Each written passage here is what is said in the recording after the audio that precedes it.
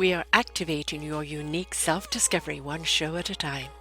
The Orchard of Wisdom Self-Discovery podcast are at your fingertips, just waiting to inspire and invite you in discovering just how awesome you really are and how to navigate through life in joy, enrichment, personal abundance, in mind, body, spirit, heart, and soul.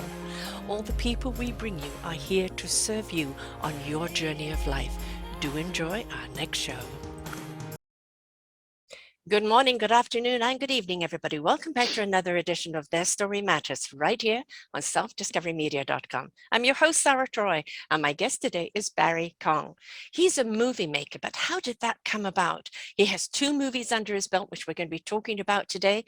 One of them has received 88% score on Rotten Tomatoes. That's very, very good.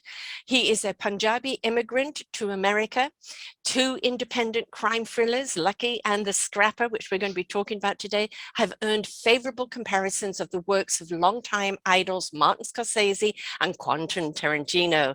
And yet the multi-talented actor, writer, director, personal story of sacrifice and struggle as a DIY filmmaker has more in common with the 3 world-renowned creative hyphenates, Sylvester Stallone, Van Diesel, Lena, Dunham, who were from a constant cycle of auditions, rejections, launched their careers by writing scripts they also starred in. You know, if nobody's going to hire you folks, just create it yourself and they will come. So he's self-taught artist. With the 2 movies he's got, it's kind of a miracle how it came about. But, you know, when you feed the right waters, things do happen. So we're going to find out all about that today. His journey to even coming to America, all the things we just had a little conversation where he talked about that he was inclined to feed the negativity and the naysaying, and it's not possible, until he realized that that was making things not possible and he needed to change his attitudes. So we all would love to make a movie.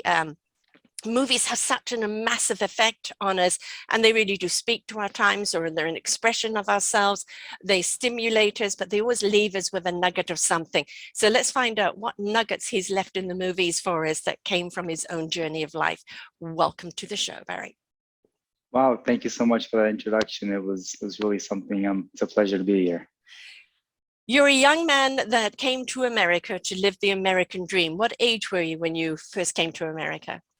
So actually, my parents brought me here when I was 5.5, going on 6. So they were coming for the, I wouldn't say the American dream. They were coming because they were forced to kind of leave their home. I mean, things were good. It's just the environment back in Punjab and India during the late 80s, mid 80s wasn't favorable for Punjabi Sikhs. And it was kind of a mass exodus of sorts of Punjabis during that time. And my family was one of them. So it was, we all actually came one at a time by various creative avenues. And so it wasn't really coming for the American dream, but you know, that's the story we tell sometimes. Right. Well, coming for survival, when you feel at risk where you are, then you go somewhere where you think you're going to feel safe. And many immigrants, people imagine it's very rare for an entire family to come all at once, and very often it's one comes and works and sends for the other one, and slowly the family moves over. And it's I'm an immigrant myself twice, and but immigration at any time isn't easy. But if you're actually kind of leaving some suppression and then going to the unknown, and one being in one country trying to set things up and not knowing if the family is going to be all right, and how long is it going to take for them to come over, it could be extremely stressful. Yeah, definitely. It's I mean, I know I can't say how it was for my parents. I was so little. I just remember little nuggets throughout, little things that a kid would remember. I remember getting crayons on the airplane. I never had crayons before. I remember using a Western toilet for the first time. Right. So I remember these oddities that just kind of stood out to me, but I'm lucky in the sense that I didn't get to face that adversity from an adult's point of view. So I could imagine how my parents must have been feeling and how afraid or scared, you know, the anxiety that they must have been going through. So I didn't go through that per se, and I suppose that's a blessing of sorts. But we made it here, and after many decades, I guess we did achieve a kind of our version of the American dream. Yeah. You know, what is very, very typical of people that come from cultures that are very, very steeped in culture is they bring their culture with them, and they want their children to carry on that culture. But of course, they're immersed in the culture of which they're being brought up in. Did you go through any of that? Oh my goodness. Even as an adult now, I still go through it. I still struggle with it. And I think what happens is when you leave your home and you go to a new place, all of a sudden you start missing your home more. It's, you know, kind of like a buyer's remorse kind of thing. So I remember my parents were overcompensating when I was younger here. They wanted me to be very Punjabi and Indian. I'm like, what? I'm in America. I'm trying to fit in school, you know. I don't want to stand out. I'm trying to do these things and, you know, be like everybody else. But in a way, I think being forced to be your own person has benefited me now in the long term, because I'm able to kind of have confidence and not go with the crowd. You know, I tend, like, if everyone's going a certain way, I tend not to go that way just by nature. I want to see what other avenues, you know, how else can I do a certain thing, or how else can I see it, whereas a lot of people are very happy to just do what everyone else is doing. So I think it's served me well. Right. So there is a wanderer, a discoverer in you that always wants to seek what else is possible out there. Yeah, definitely. I think that is a very healthy way to look at life. You know, a lot of people do want, you know, the status quo, the security, you know, don't rock the boat, let's just keep things as they are. And the thing is that we have to, even in that, even if you are a person that likes to be in one place, one job, one community, we still got to be willing to accept change, because change and fluidity is what makes the world go round. And we can't become static and still, because that's when things start to crumble. Absolutely. I mean, if you don't use it, you lose it, right? It goes from your mind, your body, a piece of machinery, anything, a tool. If a tool is left in the shed too long, it's not usable after a certain time. You know, it gets rusty. And all that. It's important to be on the move. It really is. It really is. And I think in today's lifestyle, it's a lot of that has gone, you know, and especially now the last couple of years, I think we're adapting to this new thing because of, you know, the pandemic and all that. Of course, I don't have to tell you, but I think it's important that we're constantly moving, even if it's just leaving the house to go for a walk, just to kind of reconnect. You know, otherwise it's very easy, or at least me, I tend to get lost in my head a lot. And I don't know if that's because of the writing or whatever, but you know, and that could be not healthy. I think it's important to connect and be available, and like you said, be on the move. Now, you know, before we started, you said that you were in the restaurant business as well. So before you started this journey, you know, I've been in the restaurant business. I've owned them. My son owns one, and you know, everybody thinks that it's so much fun, and they don't realize what a slave one can become to the restaurant. That's what I thought. We made the mistake of renting out the apartment on top of the restaurant. And I had realized it had been 6 months that I didn't leave the building. Right. You know, I would open so early. It was a very European concept, a cafe in the morning, early hours, coffee, and then lunch, and then aperitivo, and then late night dinner, and then cocktails. So we were there pretty much 24/7. It was my brother and me, and we had shifts. And after about 6 months, I realized I hadn't left the building. So, and then that day I was like, I got to get out of here. I left for the day and I didn't come back. Unfortunately, it didn't work, the restaurant. It's a tough business, I think. It's a very tough business. It just didn't work. We got kind of in the deep end, and I think we got into it maybe not for all the right reasons as well, and there was some Hurricane Sandy happened, and part of the restaurant got destroyed in New York, and then, believe it or not, a taxi cab drove. It was a corner restaurant, and we had French doors. We had French doors all across. It was beautiful. It was absolutely stunning, and a cab drove through the restaurant. Wow! I hope nobody was in there at the time. Well, get this. This was the week that the restaurant was shut because of Hurricane Sandy. So, one blessing. And I said, you know what, this is a sign. This is a sign, you know. And yeah, this really is a sign. It's time to pack this up and let this baby go. Right. And you know, we get those signs in life, you know, a tap on the shoulder, a nudge, nudge, wink, wink. And if we don't pay attention, then we get the cosmic 2x4. So you avoided the cosmic 2x4. I think so. In a way, possibly, you know, somebody could have gotten seriously hurt. You know, God forbid. Yeah. And you know, it's I don't look anything as a failure. If you tried something and it didn't succeed in the way, it is an experience.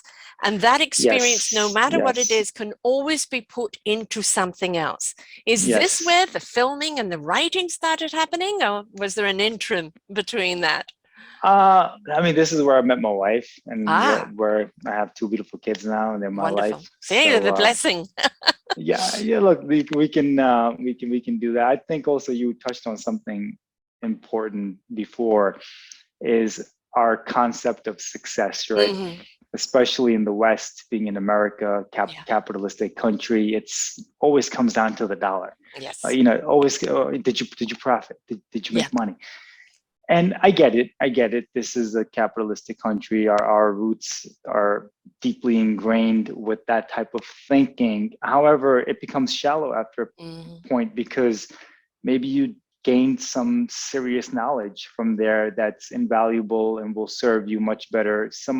I mean, this is also, you know, we're sugarcoating it a little bit, but there's not only one way to look at success. And as a restaurant, we had fantastic reviews. The critics loved us. It's just that, you know, for whatever reason, economically, it didn't work. And you know what? It's not a surprise, because 90 out of 100 restaurants fail. Yes. And then how many out of that 10 fail within the next 5 years? So it's kind of, you're also playing the odds here. Like, you know, when we do something, we think we're going to be the winner. It's natural. Otherwise, we would never do anything. So I think but I think, you know, you keep it in the back of your mind. Okay, what's my definition of success? And unfortunately, with the restaurant, for us, success didn't mean to make a profit, because that's why we got into it, to make a profit, and it didn't. And so you know, we had to pack it up and go. But there's many things. It's not always what somebody else's definition of success doesn't have to apply to you, and that could be difficult, because a lot of things are not in our control. You know, a lot of these things that we think should happen are not in our control. Hard work does not always equal success monetarily, the way that we're told by media and all the celebrities and social media. You know, they tell you, you know, work hard, and you could be like me, kind of situation. Yeah, and you know, many a person that I have interviewed that has reached quote the idea of success, the fast car, the big house, you know, the lots of money, they are a slave to their industry, working 18 hours a day. They lose the family. And they don't have time to live in the house. You know, the car is just driven from work to house, or they become sick, or something happens, and they realize, what are you talking about? That this will make me happy. I am so busy being a slave to this image of happiness that I'm utterly miserable. And it becomes a regret. That's very interesting, because my family would be considered, you know, a success when it comes to the American dream. But up until this, we have a small business now. We got into the retail business. My mom worked in a sweatshop when she came to America, believe it or not. She would go to Connecticut to work sewing people's clothes. This is in the 80s and the 90s. Yes. They still have these things, but they were much more prevalent back then. My dad worked in a store during the day, and at two different gas stations at night, Oh, you know, and it was crazy. And that went on for a long time. And they started their own business and it worked. But they were working twice as hard than when they were actually working so hard in the first place, because right. now there were so many duties. Yes. And then we became financially independent. You know, we had money where we could do things, but we never had time. Right. I remember, you know, summer break, I was in the store. You know, my friends were like, "We're going to the beach," and I said, "I can't." Yeah. And my dad needs me in the shop. You know, that's the price you pay. So yes, it's certainly not easy. We just see the side, you know, the glamour side of it. Yeah. But sometimes when you get these things, sometimes you're better off not getting these things, because then at least you don't have them. But then sometimes you have the resources, but you can't enjoy the resources. Right. Exactly. For whatever situation you've created for yourself. It's all about balance, isn't it? Yeah. It really is. It really is about balance. And I'm lucky in that sense that I don't have to go through that struggle, you know, where it's because my parents went through that struggle of putting food on the table. Right. You know, my struggle is, you know, how can I make it in the industry? Right. Yes. You know, and you know, how is my kid's school district the best in the country? Yeah. You know, that's my struggle. Yeah. You know, it's first world problems, and right, you know what? right. And sometimes they can be more stressful than hunger. Yeah, Because but we make these things crazy in our minds. Exactly. And you've gone from one volatile industry, restaurant, into the movie industry, you know, so clearly you're definitely an adventurer. You're crazy and an adventurer. Yeah. But the thing is, it's like, you know, nothing tried, nothing gained. You know, if you don't try it, you don't know. And as you know, other people, like, they weren't getting their scripts done, so they made it themselves, you know, and it's how many times are people rejected before that one person sees it? Ooh, right? And it just needs that one person. But you're lucky to be in an era where one can put things out, even in snippets, through video, through this, through that, that can draw the attention. But on the other hand of that, there's so many other people doing that too. Oh my God. Yeah, it's a sea of content. Yes. It's you touched on a lot of things there. so yeah, it's, you know, the restaurant stuff, we kind of got into it as a business. But the writing, the acting, and the directing, this creative stuff, I was always interested in it. I just never had the courage to pursue it. To be frank, I was just scared. I didn't think I could do it, and I felt I had a lot of you know, I wanted to please my parents when I was younger. You know, I felt they sacrificed so much. I went and got my MBA. I went to Columbia Business School, made them proud. And then I graduated in 2007, and then the economy tanked. Oh God. and coming out of Columbia Business School, can you imagine? I couldn't get a job, but I understood why, because I was competing with people who were in their 40s with the same degree, who just got laid off, who are now willing to take a pay cut and do the same job, you know, that MBAs were getting paid a lot of money for. You know, why would they take somebody fresh? And I happened to be, I think, the second youngest one out of Columbia that year. I was quite young. I remember they didn't want to take me because of my age. The only person that was younger than me she was the daughter of Air India's CEO or something like that. And so I kind of weaseled my way, and I told them, hey, I'm an entrepreneur. I'm going to do this. I'm going to do that. And then, you know, then this happened. And, but yeah, and that's when I said, all right, that's when kind of like the creative thing started to take over.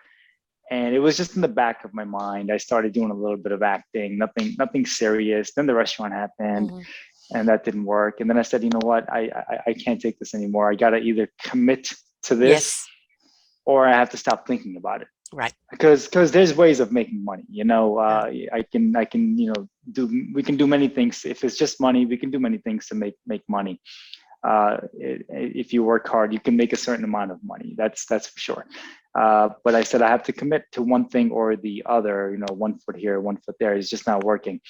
And this just kind of pulled me in. That I just always wanted to do it. I always kind of dabbled in it, but I was never serious enough. But it had gotten to the point where it was always there, and it had become kind of bothersome. I'm like, I got to get this out of my head. Yes. I tried to get it out of my head, but I couldn't. And I said, you know what? I gotta.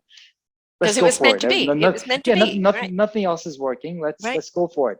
Mm-hmm. So I started going on auditions. Well, the first thing is I got some teachers and worked on my acting, because I was horrible in the beginning. Just because you want to do something doesn't mean you can do it. But I knew I could do it, because I remember I had done something, and it was on a pretty big set, and I got in front of like 100 people, and I did this role, and it was terrible. It was terrible. I talked to the director after, and I said, hey, that was really bad.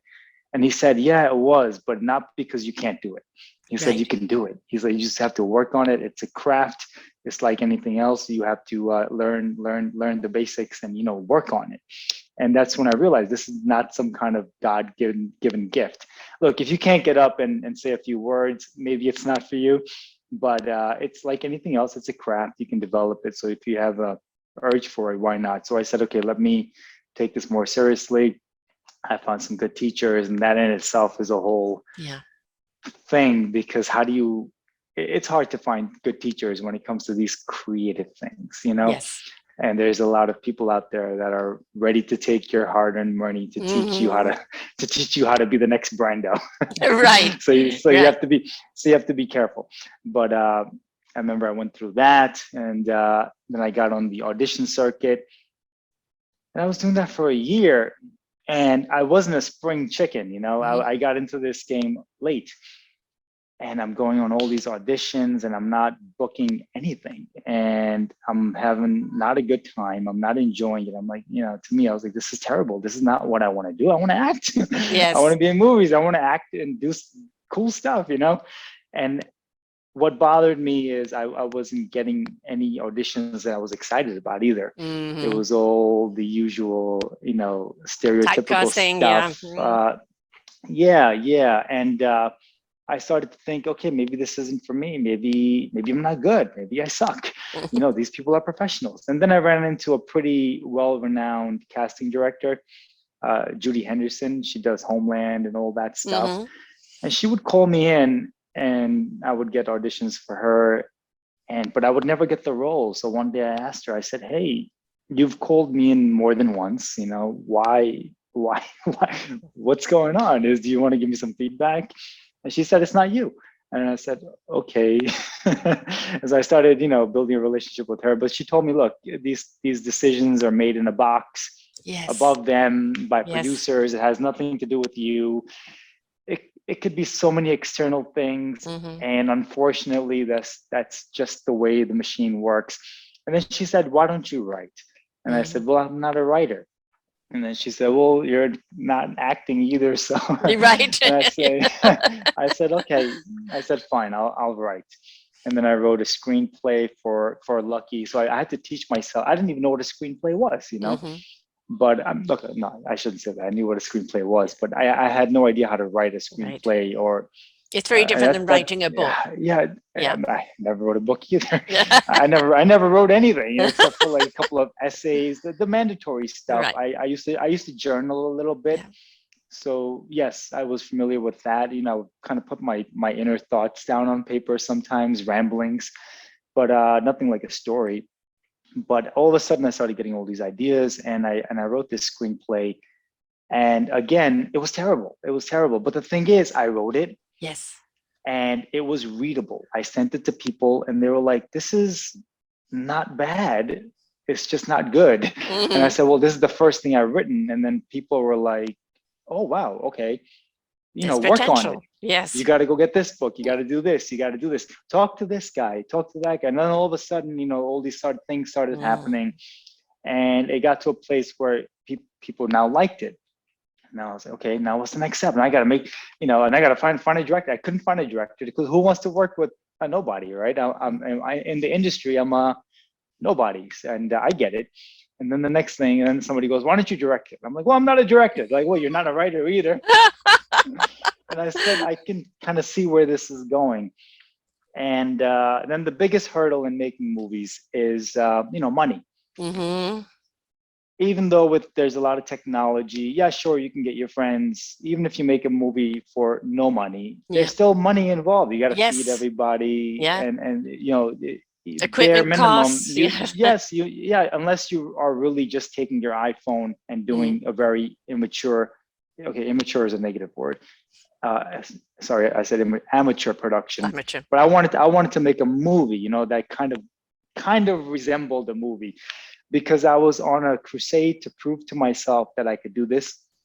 And I wanted to show the industry that I could do this, and that, I could take on leading roles. I can prove it, because I saw what Sylvester Stallone did. I saw what Lena Dunham did. And I said, if they can do it back then, why can't I do it now? Yeah, because you've got the more of the equipment, a way of getting out there than they had. So, definitely. Yeah, definitely. And a lot being naive helps in the beginning.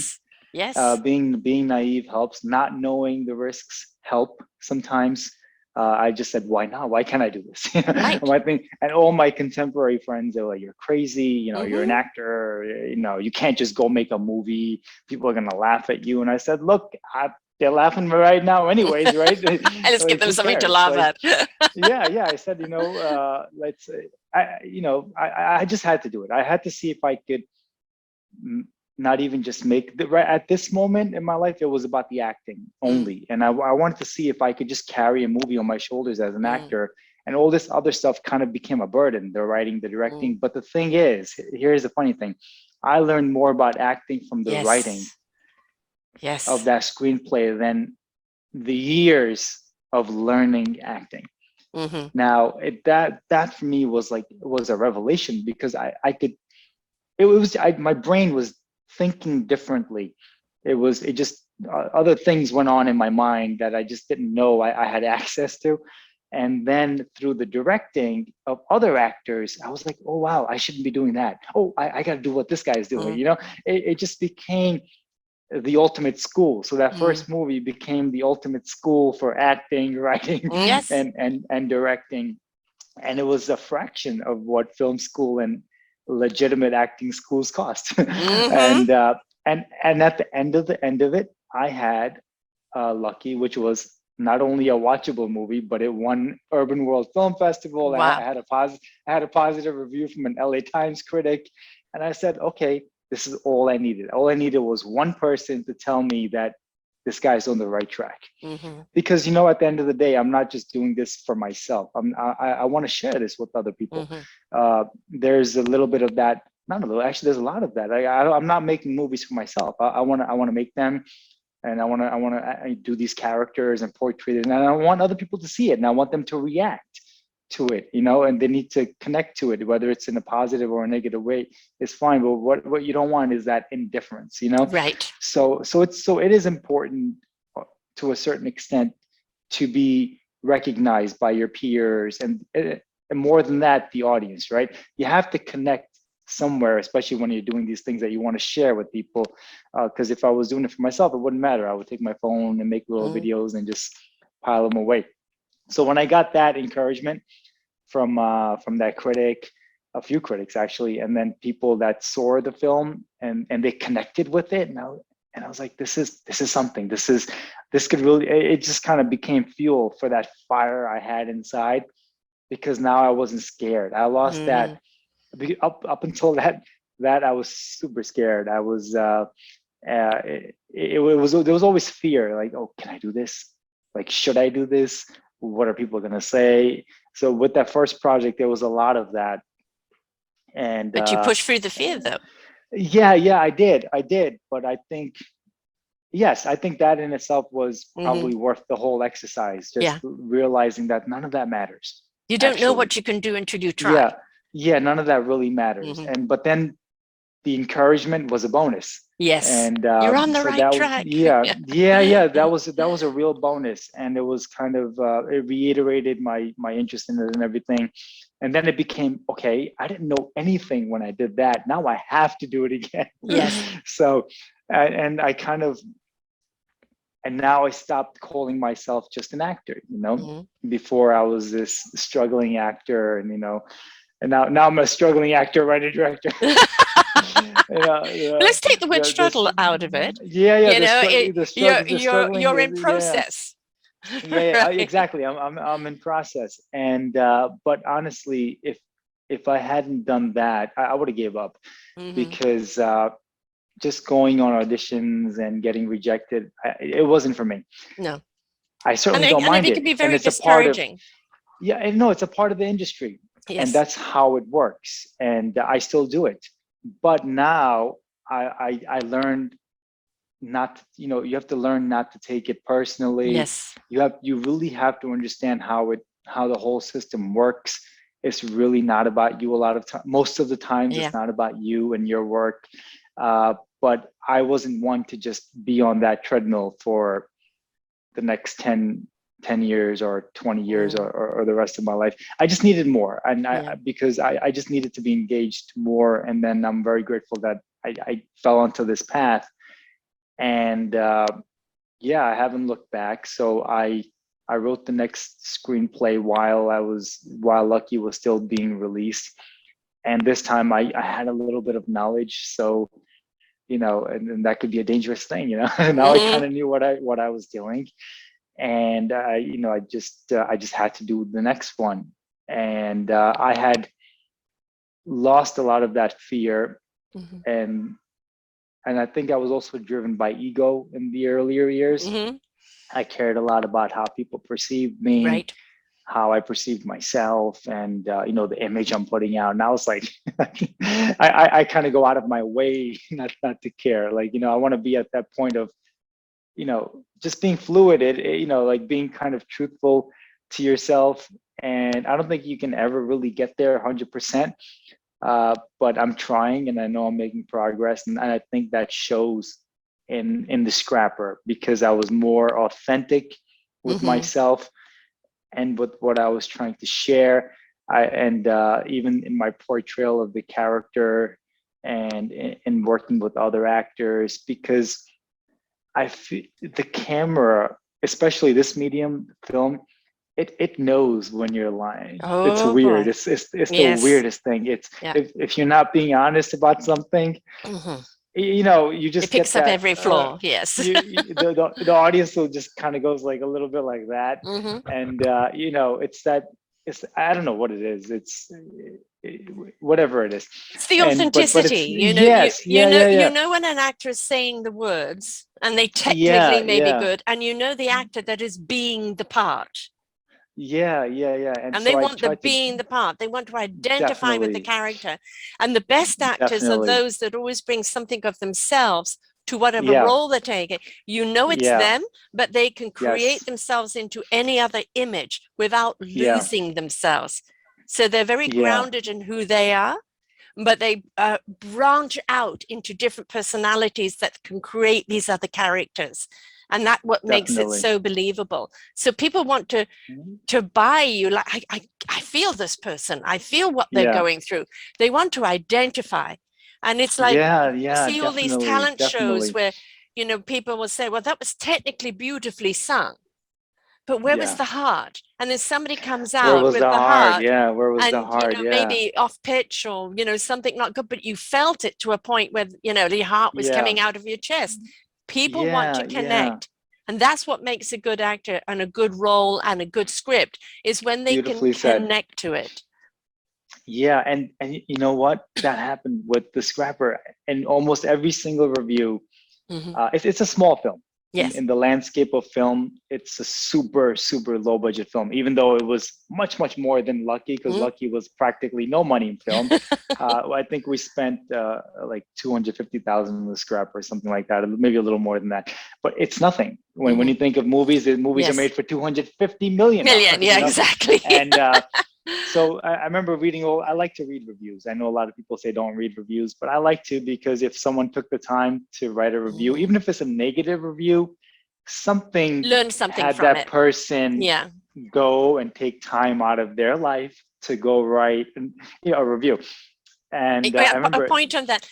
Look at it as a critique that you can learn from, rather than a personal criticism. Yes, definitely. And so one of the common threads in all the critical reviews from critics were this movie's got heart. Like the heart is like kind of just oozing out. You can see the heart there, and you know, even though it's a lower budget production and that shows, you know, like the actors really gave it their all. I kind of went crazy with this part. I remember, you know, my character, he's recently been released from jail, and I kind of tried to embody his mindset, and I lost like 20 pounds. Because, you know, you wouldn't be eating too much living like that, and you know, and he was very grungy, and he's a scrapper, so I worked as a scrapper for a month. I rented a van, and I would go to these junkyards and these garbage pits and roll around there, and you know, because and that kind of changed me. Because I like to approach things from the acting. I like to approach it first from the physical, and that helps me get into the emotional. The inner character. I know a lot of people go the other way, but you know, this seems to work for me. I like to know what this guy eats, or this person, you know, how do they dress, how do they walk, what do they do, what are their days like, how do they speak, and that for me naturally then creates the inner world. You know, helps me to create the inner world, because if you're a guy, you know, for me that works very well, and so that's what I did. And you know, it showed, and so I was very grateful, and because I was able to kind of like let go of how, you know, what am I trying to portray here? I just wanted to be this guy so bad, you know. And afterwards, when I watched the movie, I was like, wow, there's nothing like me. So it's quite something to see it, because I remember when my friends who knew me watched the first movie, you know, and they were like, oh yeah, you know, yeah, that's cool, you did that, and then they watched this one, they're like, whoa, dude, that was nothing like you. They're like, how did you do that? Because, you know, they know me, they know how I am, and you know what and so that was like the biggest compliment. Like they were like, you were acting. You know, well, no, they were like, we couldn't tell you were acting, we couldn't even tell who you were. So I think that's, you know, that's pretty cool, and you know, you have to be careful not to get too lost into that world. That could happen sometimes too. I think that, you know, there's a fine line between the ego and buying the Kool-Aid as opposed to being proud of something. Stay in the proud. I'm proud of the work I've put out. I stand by it. Make sure you don't drink the Kool-Aid and go down the ego way, because that becomes a creative destroyer. Right. And like I said, it's a craft. It's a craft. You know, I did that. I did the first one, and I learned so much. And even in this one, I learned so. I'm in that phase where everything I do right now, still, I'm learning so much. You know, it's like exponential growth. You know, and obviously this will wane as time goes on, because, you know, it's just in the beginning phase. You just learn so much, and I'm so eager to use it, to use what I've learned. It drives the next thing. So I just finished writing a new screenplay, and while Scrapper was being released, I started losing my mind, because, you know, all these good things are happening, but I got nothing to do. You know, nobody's, you know, knocking on my door. Hey, we're ready for you. We got this $100 million movie we want you to do. I mean, that would be amazing. But like I said, I can't sit around waiting for that opportunity, because one, who knows if it's going to come, and if it is going to come, I don't know when it's going to come. And you know, I just can't. Back to how we started the conversation, I have to use it. I have to use my mind, my body. Everything needs to be constantly used, constantly sharpened. So I said, okay, I got to put the pen to the paper again. And this third script was so much more fluid than the first two. I remember the first two, I felt like Sisyphus, you know, with this boulder, it would go up and down, up and down. And but this third one, I mean, it's a challenge. Writing is a challenge. It's hard work, but it just came out so much better. You know, I was able to, and that happened quite often. You know, there was also days where I would just sit and bang my head against the screen, but I was okay with it. I would get up and I would say, you know, time to close this thing. But I have a rule. Like I'm not waiting for the muse, because I'm not that talented.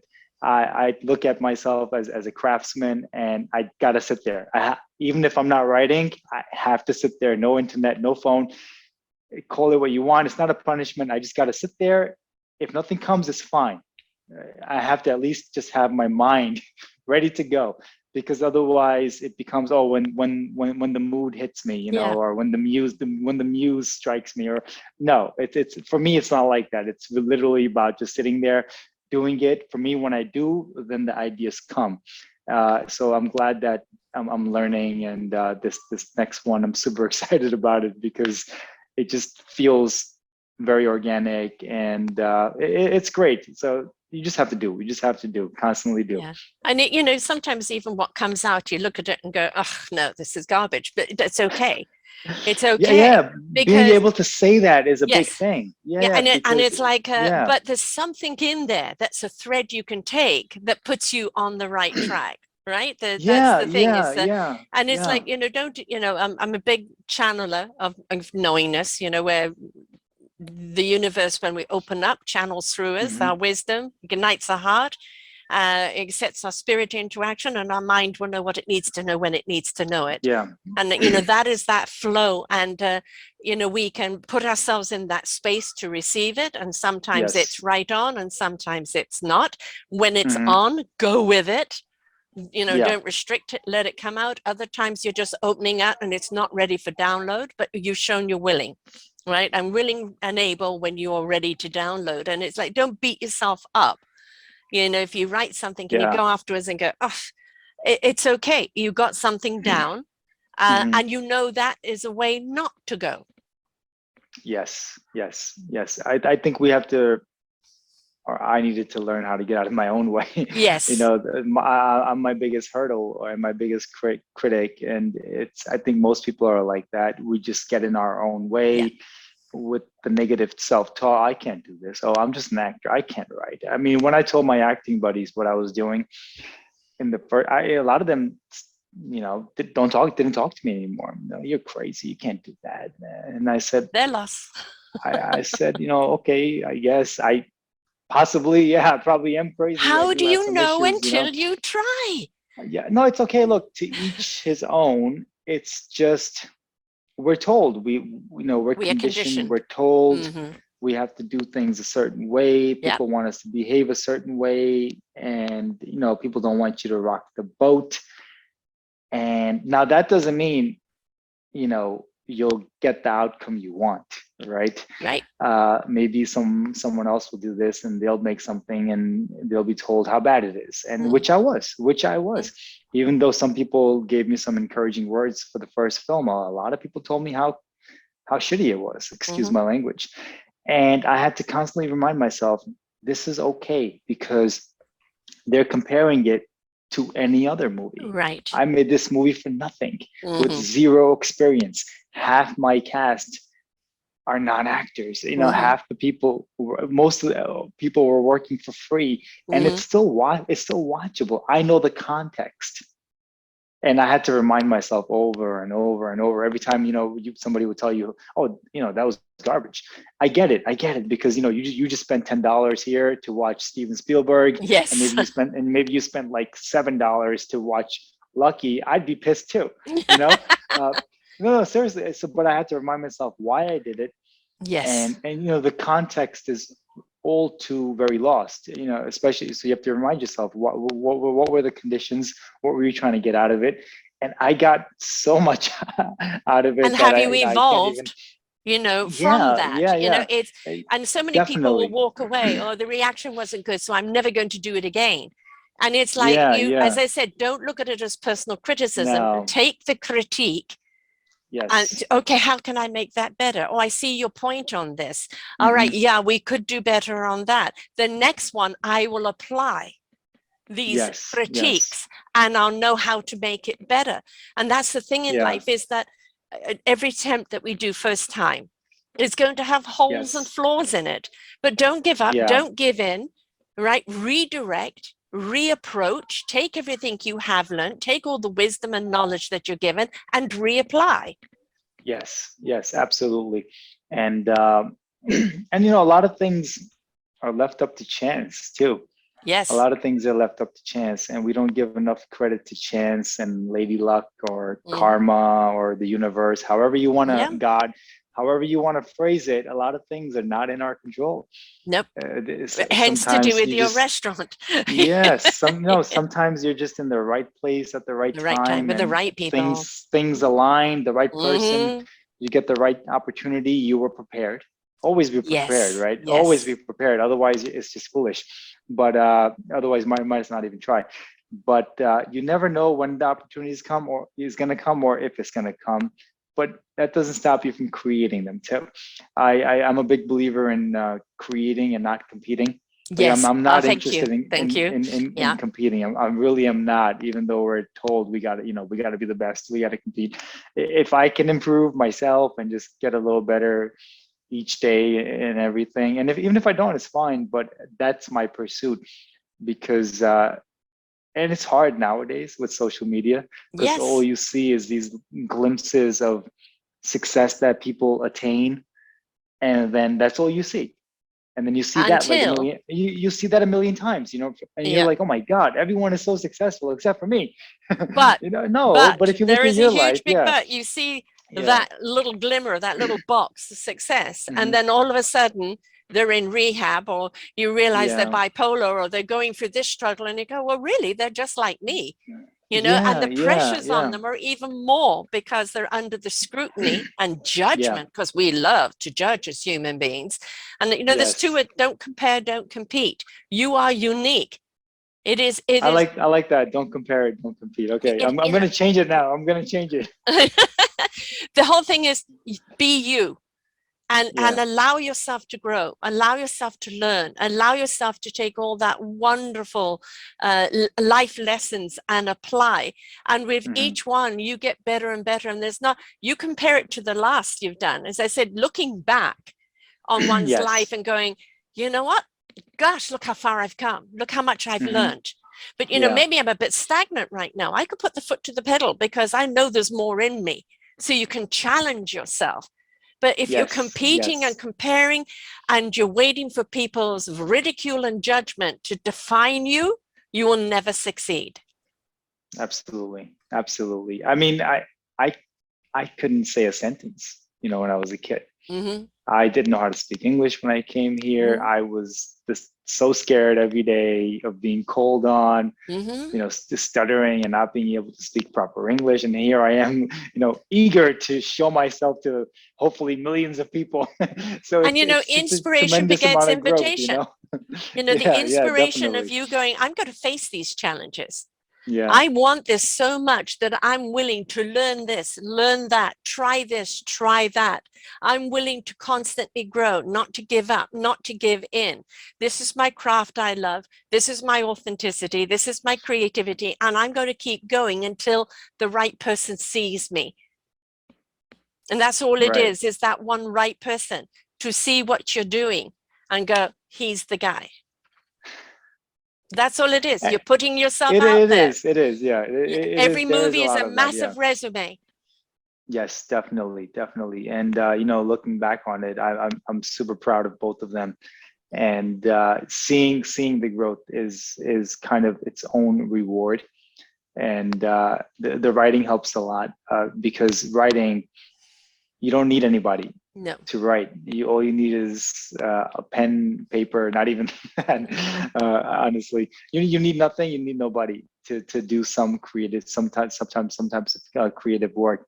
Making movies is a different story. Yes, you need to do it. So I would say that, for any actors out there listening who are kind of frustrated with the process and of not, because as an actor you're hardly ever acting, you're auditioning, getting rejected, and you're working your side gigs. So if you're missing that kind of like creative energy, there's other ways of doing it. There's other ways of letting it out and growing and getting better at your craft as an actor as well. We don't need somebody else's permission to do these things, because like I said, that permission may never come. And why would you put all your eggs into somebody else's basket? Exactly. Yeah, they could sit on them. Why would you do that? Yeah, why would you do that? And the thing is, in today's industry, there isn't a wrong or right way. There's just a way that suits you. And again, what stands out is a person's authenticity. You know, Yes. is this person real? Did I buy this person? Maybe I Hmm. didn't like this in the movie or that in the movie, but I like who this person is. And I like the fact that they did it all because they Yeah. believe in their craft. That shows that you're willing to work. It shows the due diligence. It shows that you're willing to grow. People rather take someone that has generalities, the ability to grow and be Hmm. flexible, than somebody that's just rigidly good at one thing. Yes. Yes. Definitely. That Definitely. applies to all industries. Versatility and the willing to grow and adapt is something that's going to give you longevity in anything. Hmm. Absolutely. Absolutely. So now do you find with your writing that, you know, I know there was a wonderful speech over Meryl Streep. It was somebody was Hmm.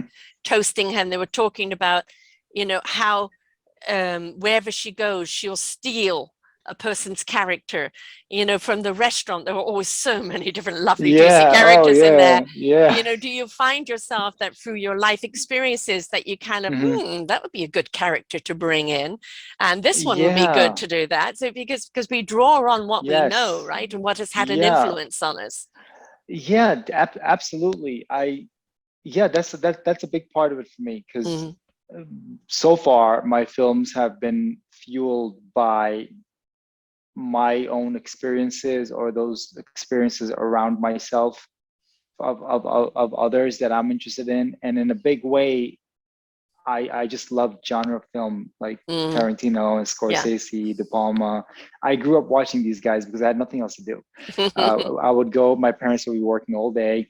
And when I didn't have school, we had video stores back then. I would Yes, just go to the yes. video store. I was a little kid, and this guy would just give me whatever I want, and I would bring these movies home, and I just fell in love with these crime gangster movies, and I identified with a lot of these characters, like being that, that kid that nobody likes or Yeah. that nobody fit in, and he's trying too hard to fit in, and and I Being also grew different up, and being judged for being yeah, different. Yeah. Hmm. yeah. And even though I grew up in Richmond Hill in Queens, I ended up going to school in Howard Beach in Queens because the schools in my district were overpopulated. So they would send me off. A special bus would come pick me up and take me to Howard Beach, which is a good neighborhood, Hmm. but it's the neighborhood of mafia, right? That's Oh. where the mafia originated here in John Gotti and them. Hmm. This is in the 90s. So I grew Hmm. up around that culture, and I would hear a lot of things, and I was very fascinated by it, and that led to a lot of how I kind of that kind of it influenced me in that that's the kind of film I'm drawn to. So I work in that genre. It just comes a bit more naturally to me, and but the Punjabi experience or Hmm. the is what is unique to me. Yes. And nobody knows about that. Nobody Right. really talks about it. People have a very preconceived idea of what. Hmm. So I'm Punjabi, but technically I'm Indian, because Punjab is in India and all that. That's a whole nother story. But and in America, we have a certain idea of what Indians are like, Hmm. and we've never been shown the darker, grittier side of this entire people's lives, Yes. especially the immigrants that come here, kind of against adversity. We've rarely ever seen that, Uh-huh. and I said this could be something unique for me, and kind of like Scorsese with the Italians when he started. Hmm. Nobody saw that, Hmm. and he kind of brought that to the forefront. Whether it's in a good or bad way, it's another debate. But I said, I want to do something like that, and this is what I know, and I want to share these experiences. And luckily, they're interesting enough that people are into it. And the more I learned about it, the more I researched, I realized how little I knew, Mm. and how there's this whole intricate underworld of Punjabis and Mexican cartels Yes. and Yes. Italians. And I said, what? I thought I knew these things. And there's this whole interconnected web of these people right under our noses that nobody knows about. And And what I said, people what? think is Yeah. that they're all just out there shooting each other and it's just a thug with a gun. They don't Yeah. realize the Yeah. amount of intellectual business that's being run. So your business Yeah. degree, Yeah. running the restaurant, you know, very often as a cover, right? Yeah. Or the meeting place or whatever, you know. And the thing is all of your life experiences could be integrated into this Definitely. and really show that it isn't just about, you know, one fight, knife fight, boom, bang, bang, done. That the depth and the intricacies and the detail, all of that you start peeling back and you realize what an entire network it is. And that's right there, and you never noticed it. And it makes people pay more attention to what's around them. Definitely. And especially with Indians, it's everyone, you know, the first image you get is maybe he's a doctor, or maybe he owns a gas station or a 7-Eleven. You know, that's you know, he's the funny guy at the store, or he's the nice doctor. You know, he's the well-to-do guy. You know, with the accent. So we kind of have this stereotype, right? And most South Asians and Indians in Hollywood, it's always usually the comic relief, you know, and I wasn't interested in that stuff. And you do very well here in Vancouver. You know, because we have, you know, a massive Indian nation here, and you know, there has been a lot of gang warfare that people look at it and go, what's going on here? You know, I researched all of that for Scrapper, and it's kind of incredible, and it's never really talked about. Nope. You know, and unless it comes up on the news, and then it's forgotten again, and oh, that must be just a little thing, and they don't realize how big and deep it goes. Definitely. So I'm glad I was able to at least shine a little bit of light on this history in America, and you know, I want to continue to do that, and with each thing, I think I can take more risks and be a little bolder in my expression, and not worry so much. There's a lot of, you know, with this whole PC culture nowadays, it's tough. You know, it's kind of people are afraid to say what they feel. I know, and, you know, the, you know, politically correctness, yes, it has its place, but at the same time, you know, we can't stop a dialogue, and what we have to do is, and you know, the thing is being mindful in the dialogue. You know, it's saying, look, if I say something out of turn that is offensive, please tell me, because I don't know where the line is drawn. I don't know what is offensive to you. And I think even integrating that kind of, you know, in your work is good, but it's also to show how people, what we don't understand, how do people get into a world of crime? Some of them are born into it, it's the only world. Other people fall into it through something or something. How do they stay in it? How does it become their mindset that they're so absolutely behind in? And we, you know, we actually do love those kind of movies and stories that show you the complexities that some people have within themselves doing what they're doing. And they would love to get out of it, but how do they get out of it alive? So in this movie, The Scrapper, so the character Jake, he does some vile things in the film, but I had built him up in a way where people are with him when he's doing these terrible, horrible things later on in the movie. And I wasn't sure if it was going to work or not. But then, you know, speaking to people, they were like, oh, we were totally with him. I'm glad he did that to that guy and this, that. And I was like, wow, you know, like if you can build up, and sometimes that's how people's lives are. The circumstances are so extreme, you know, they just get pushed into a corner. I mean, given the choice between a comfortable life and a life of struggle and crime and these things, you know, very few people would I'll go for the crime. I mean, sure, there are a select few people who just, but that's not normal, you know, that's not the normal individual. They have their own challenges, whatever it is. But it's, you know, we love to point fingers and say, oh yeah, he did this, he's terrible, he did that. But you know, why did he do it? Right. You know, what, like, again, what is the context? Yes. It's always always about context. Yes. You know, and this is how wars happen. This is how families are broken apart, is somebody takes something out of context. you know, you hear something and you're like, oh my God, how dare he say that? But It's what's the context? interpretation, right? Yeah, Yeah. how, why, when? Was he drunk? Yes. You know, was he Did he really angry? Did mean he that? miss it? Somebody else can Yeah, see it did from a different point of yeah, view, and that person's yeah, offensive. Yeah, yeah. did he not have his coffee yet? You're right. You know, And it's the guy is Scotch. Yeah. I mean, I have two little kids now, you know, and so and kids take it took me a long time to realize that they take my word on face value. Yes. You know, and they're still at that age. They're very little. You know, my daughter is 6, my son is 4. Now my daughter questions me, Daddy, why did you say that? Are you really mad? You know, and it took me many years to learn that whatever I say, they take at face value. Absolutely. To them, I am their creator. You know, Right. I am the Almighty. So if You're I the say teacher. something, yeah, they literally take it at face value. And so you have to be very careful with what you say. And, you know, and through that, I learned, you know, how important context is. So now, and back to the PC thing. So yes, you do have to be careful what you say and how you say it, but it's also important to voice your concerns and Yes. your opinions, and not be kind of not have your, you know, legs cut off from underneath you just to make people happy Yeah. And you know, just But I to think that do comes in whatever everyone else is presentation. doing. Yeah. You know, Yeah. forgive me if I'm saying this wrong, right? You know, Yes. this is my Yes. opinion. I never said, well, I take Mm-hmm. offense of that. Okay, can you explain why you take offense of that? Now I know Mm-hmm. not to do it again. What we're afraid of is dialogue.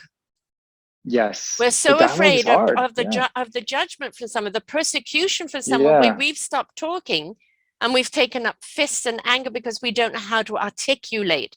We need to learn how Yes. to articulate and not be afraid to ask and say, look, I could be saying this wrong. Mm-hmm. Ba ba ba ba ba. And you take offense. Can you tell me why? Okay, now I understand. Mm-hmm. Right. But we don't give each other a chance for that. Instead, we just take umbrance against it. What do you mean?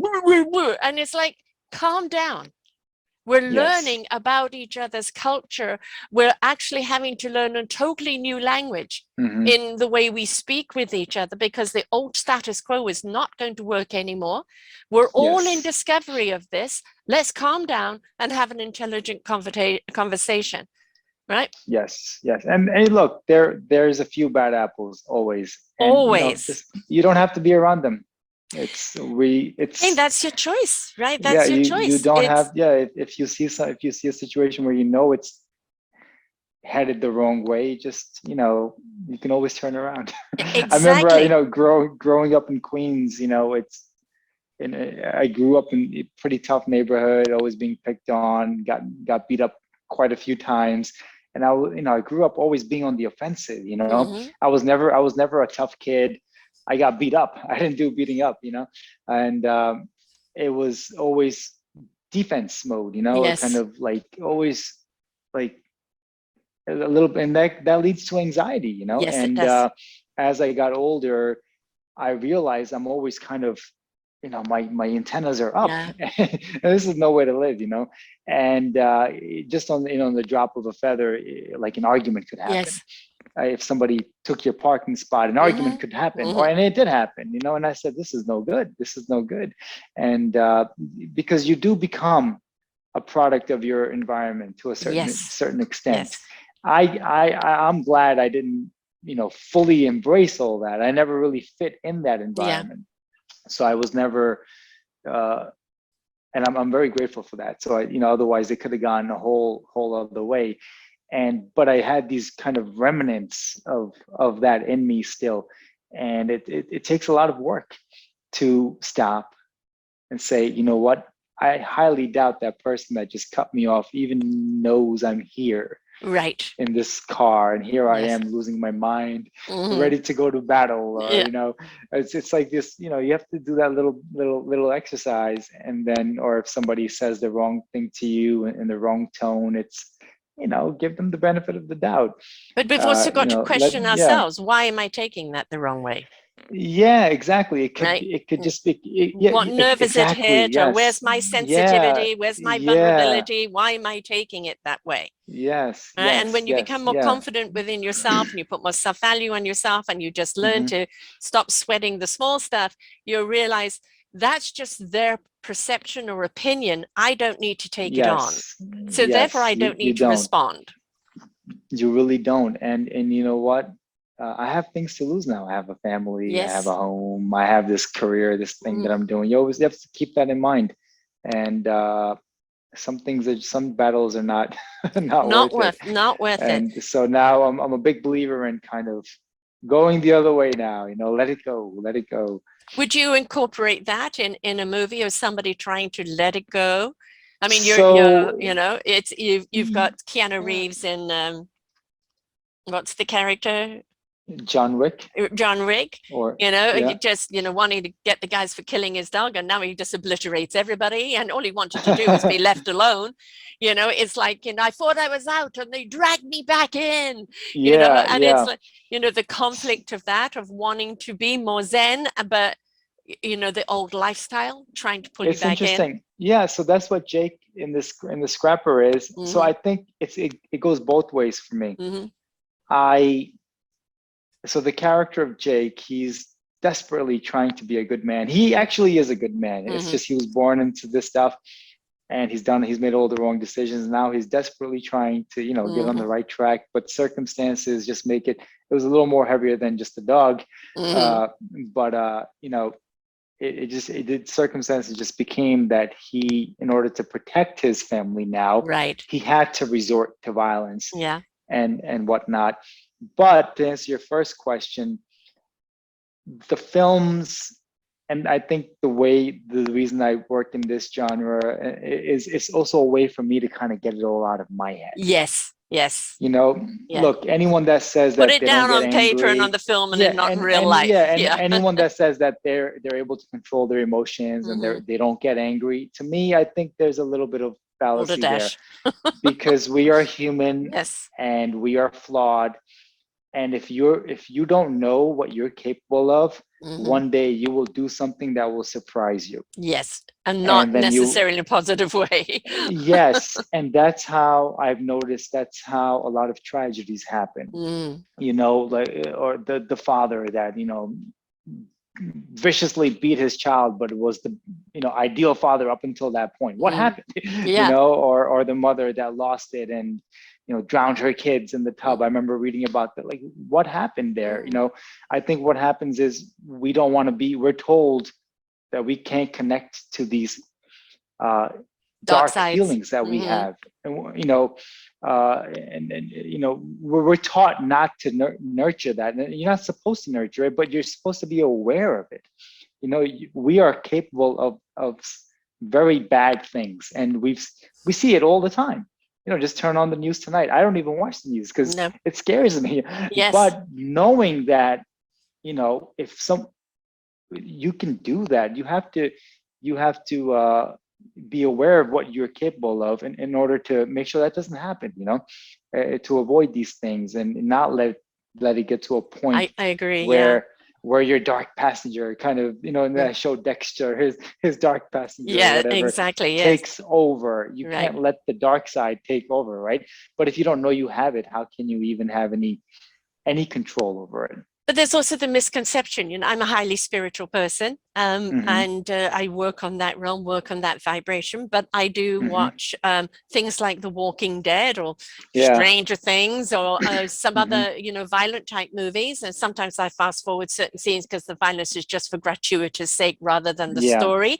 But, why do you watch that? And I said, well, for me, it's like, it's always the psychological view. When do we snap? When is it enough? When do we change? What are the warning signs?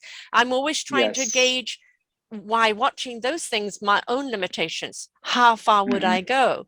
What would I do if someone hurt my kids?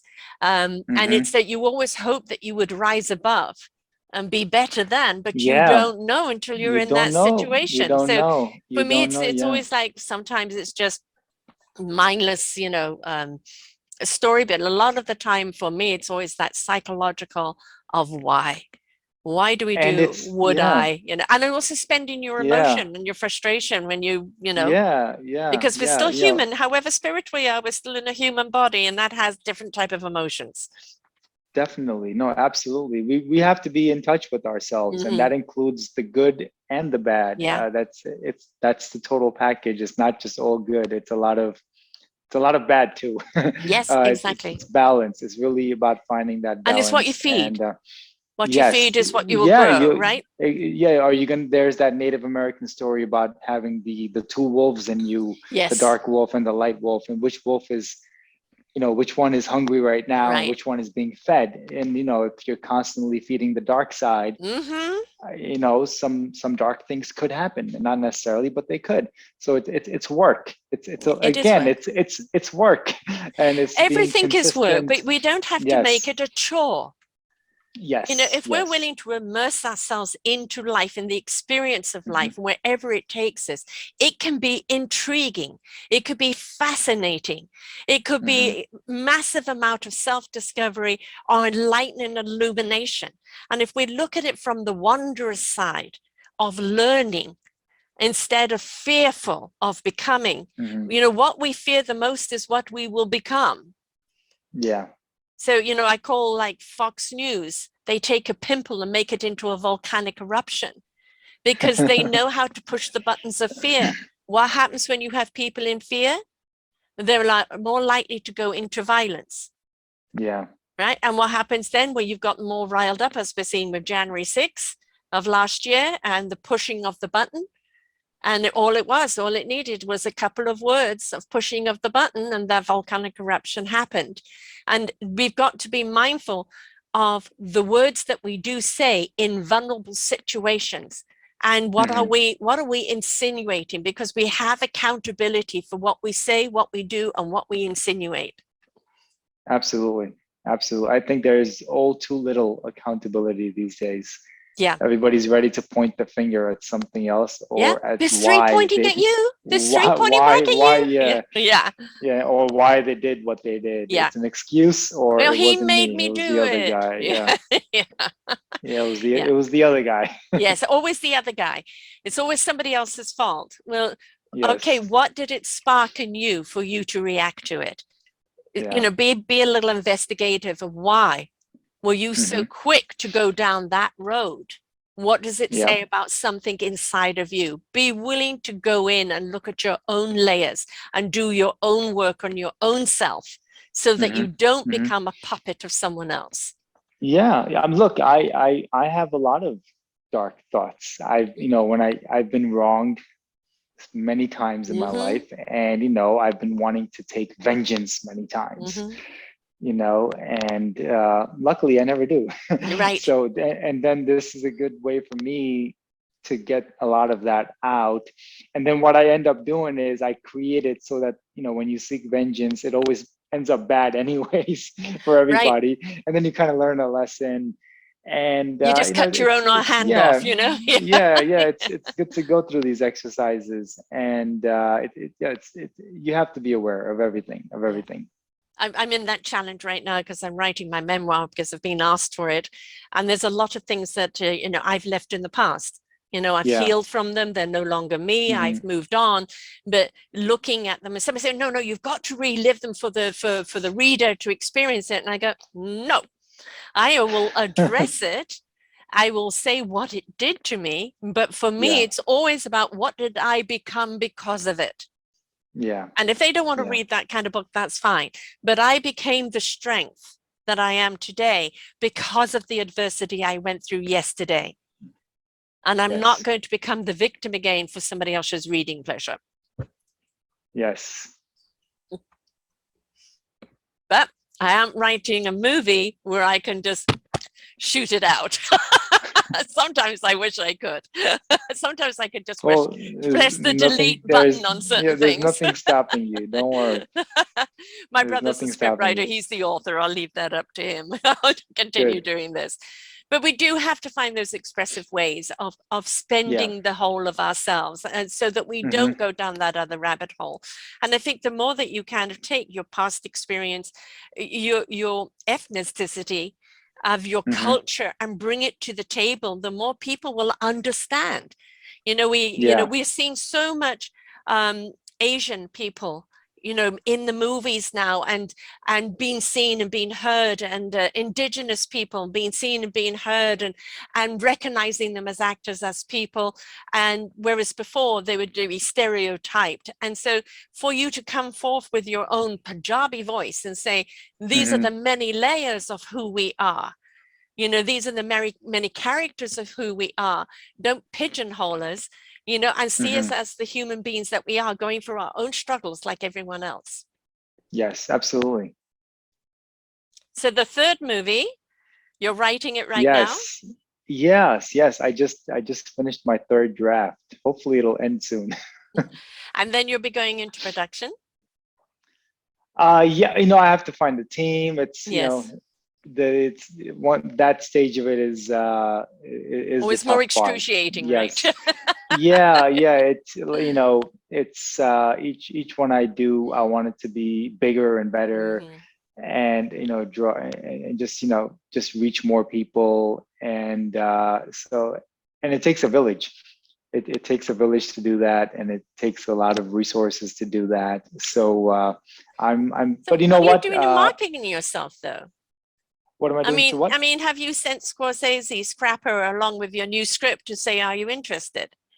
Yeah, I know, right? I wish I had a direct dial to these people, but FedEx. Yeah. I mean, find a way. Find a way. I know that they always have gatekeepers, but find a way. It is like, when they actually get to see not only what you've done, what you continue to do, but you've got the chutzpah. You've got the chutzpah. That's what they're going to back. So, find your way. Find your way. Definitely. Well, I feel, I guess my way is to just keep creating, and that a path, just stay on this path, and it will make a way. I do believe in that. And because I don't want to wait for the stars to start shining for me, No, but you can invite the stars. You can post it. All your movies definitely on the social media. For sure. I'm here with you. I'm here with you. Yes, the show will be posted out everywhere. And the definitely thing trying is with the social media today, it is persistence. How many followers do you have? That doesn't indicate anything, because you can have so many people following, but how many people listening? And the thing is just keep persisting, keep putting it out there. And all it needs is that one person that really hears it and sees it. And so it's, I mean, all of these people that you follow, they all have social medias. They all have message on their social medias. Be brazen, be brazen. You've been brazen so far, so be brazen again. That's certainly true. Sometimes we take big risks, and and then we get scared with little things. Yeah, come on. Look how far you've come. Look what you've done already. And with your backstory, I was a struggling actor. Nobody would hire me. So I created my own movie, and I learned how to direct, learn how to write, learn how to do this and that. This is the result of it. Yeah. Right. That's and that, I promise you, when it gets in front of the right person, the fact that you had the chutzpah to do that you didn't give up, you didn't give in, that you were willing to learn, and that you were willing to put it out there, shows that you're a person of integrity that's willing to continue to learn, and that you are in here because of the art, because of what it represents. And they want to work with people like that. Absolutely. Yeah. No, thank you for that. Thank you for that encouragement. Keep on. Remember, no negativity. All you do is keep planting the right seeds, water and nurture, be persistent. You never know. I mean, we hear all the time, somebody that I met over here that knew someone over there, and knew that person. You just keep spreading wide until it hits the right person, and you never know who that right person is, but be persistent. Absolutely. Now, having said that, show people where they can go to watch both of the movies, and how people can get hold of you, and all of that information. I'm very easy to get a hold of. My email is on IMDb if you want to get it, on my Instagram account at Bari Kang 1. And the movie Scrapper is free to watch on Tubi, and that's something you don't have to pay for. That's so anybody can watch the entire movie for free. And I think my first movie, Lucky, is not yet on Tubi, but it soon will be, hopefully. Otherwise, Lucky is on all the platforms as well. But definitely check out The Scrapper on Tubi. It's free, and drop me a line and let me know what you guys think. And what is this VOD GD link? That's just where you can purchase the movie, but Tubi, anybody can download it, anybody can watch it. Hey, you don't folks, need to pay support for it, Yeah. support it, buy it, Yeah, support it. definitely. You know, it's just you've got the Amazon link here as well, and and of course, you know, the Rotten Tomatoes, they gave it a really good rating there. Yeah, So yeah, you can go there and check out some of the reviews. I know a lot of people like to read critic reviews before, committing. It's, hey, look, it's 90 minutes of your life. I know I check out reviews sometimes. So if you definitely go check that out, see what you think, if it's up your alley. And I'll promise you guys this, it's something unique. You'll get a foray into a community that you're not too familiar with, and so you'll remember it, and that's at least something unique that you will see. Right, a world that we haven't delved into. And, that's exciting, because I think the more we understand about other people's cultures, I mean, North America, Canada, America is a hodgepodge of so many, it is made by immigrants.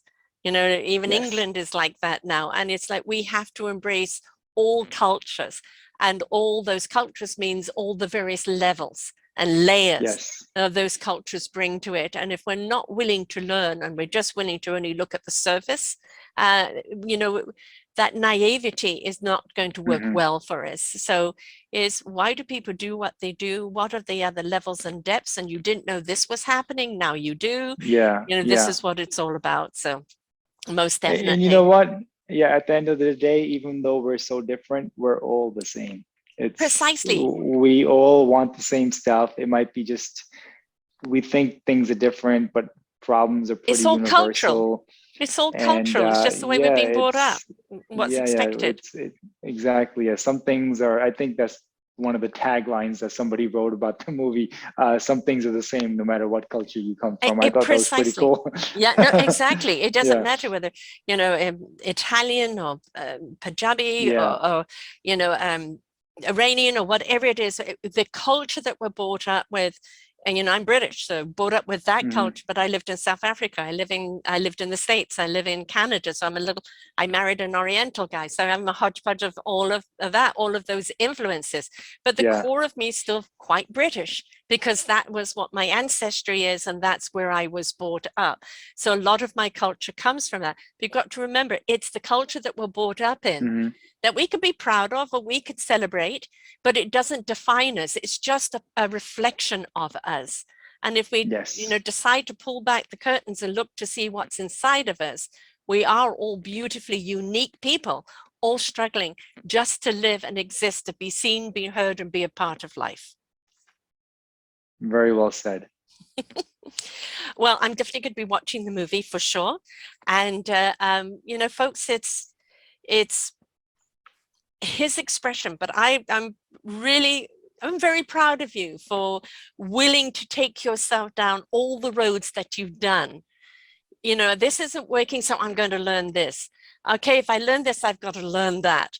Did I do it well? No, but I learned from it, and then I'm going to apply again. You haven't given up. You haven't given in. You've been willing to absorb, to learn, to expand, and to carry on. That kind of diligence and tenacity is going to see you well. And it's just literally a matter of time before that person sees you and gets really behind you on the big movie. Thank you. Thank you.